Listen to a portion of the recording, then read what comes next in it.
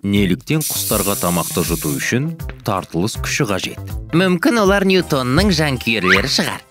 Жоқ, адамдар тамақ жегенде ол бұлшықетті мүше өңешке түседі. Өңеште қысқару және босаңсу арқылы тамақты асқазанға итермелейтін қозғалыс жүреді. Бұл қозғалыс перистальтика деп аталады.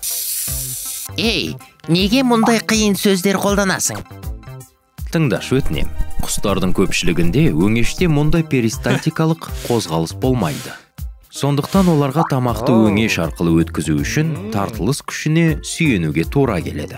Құс тамақ жегенде ол басын жоғары көтеріп, немесе еңкейтіп, тілі арқылы тамақты тамаққа бағыттайды. Содан кейін жердің тартылыс күші тамақтың арнайы қалта жемсауға сырғып түсуіне көмектеседі. Осылайша құс тамақты жұтады.